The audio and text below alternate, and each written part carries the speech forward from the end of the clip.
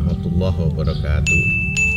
Hai santri di seluruh penjuru tanah air, khususnya santri pesantren modern Al-Amanah. Apa kabar kalian? Doa saya bersama seluruh keluarga besar pesantren Al-Amanah Jeluwangi Sidoarjo, kalian selalu dalam keadaan baik. Jangan lupa tinggal di rumah, memakai masker dan mengambil jarak dengan orang lain agar kalian tidak terpapar wabah corona ini.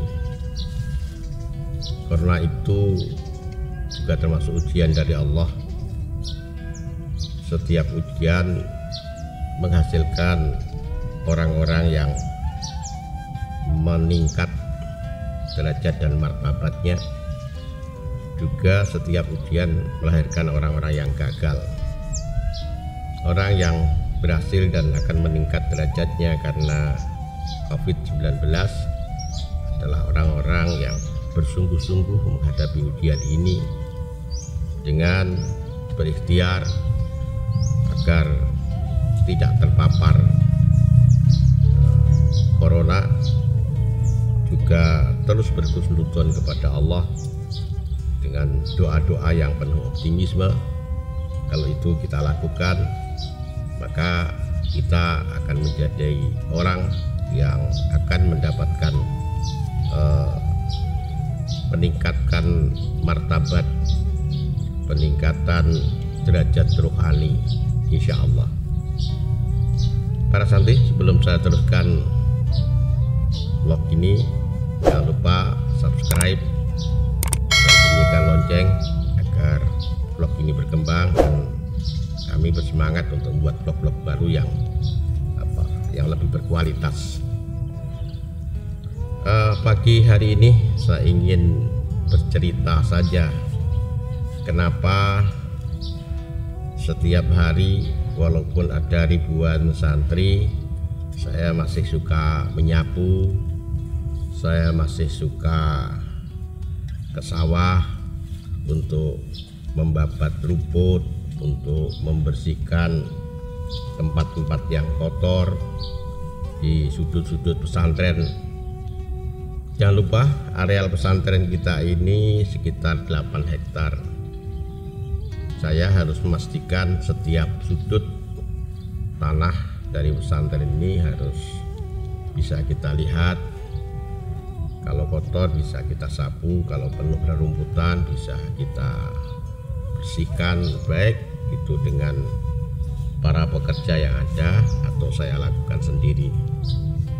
Semangatnya sebenarnya adalah bukan sekadar untuk kebersihan, bukan sekadar untuk olahraga. Jadi babat rumput sebentar itu sudah keluar keringat. Tapi tujuan sebenarnya adalah saya ingin mensyukuri nikmat yang Allah berikan kepada kami. Pesantren ini tidak muncul seketika dengan tanah yang demikian luas, tidak. Saya mulai dengan sebuah rumah yang kami kontrak bersama dengan istri dan anak. Pada saat itu semuanya serba tidak mungkin. Menambah uang kontrak sulit,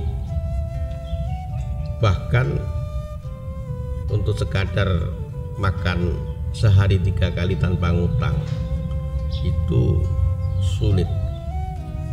Apalagi kemudian bermimpi punya tanah yang luas, punya bangunan, punya ada santri yang beribu jumlahnya. Tidak mungkin. Tapi ketika saya menghadapi situasi yang begitu sulit, yang saya ingat adalah saya harus menyelamatkan keyakinan bahwa segala sesuatu kalau disandarkan kepada Allah, tidak ada yang tidak mungkin. Itu yang saya yakini, itu yang saya wiridkan, itu yang saya baca, itu yang saya gumamkan dalam sanubari saya setiap saat, setiap hari.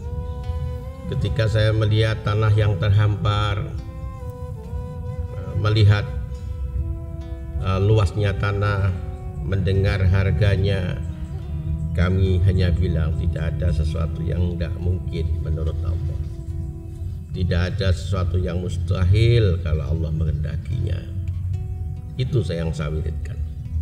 Dan ternyata benar, setelah sekian tahun, segala yang dulu tidak mungkin kemudian berubah menjadi mungkin.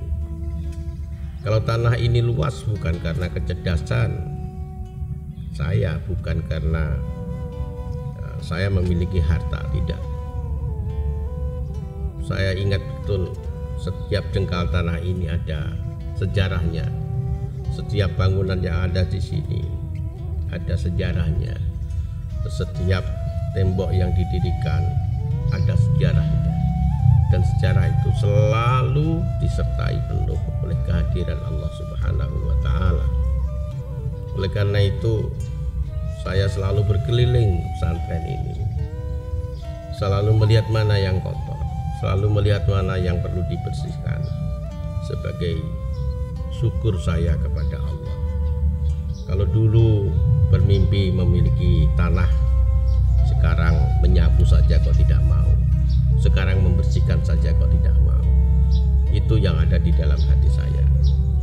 Oleh karena itu saya menyapu setiap hari, membersihkan setiap hari. Kalau sedang ada santri, saya tidak bisa bebas menyapu, karena sedikit saja menyapu maka puluhan santri akan datang dan mengambil alih sapu saya, membantu saya.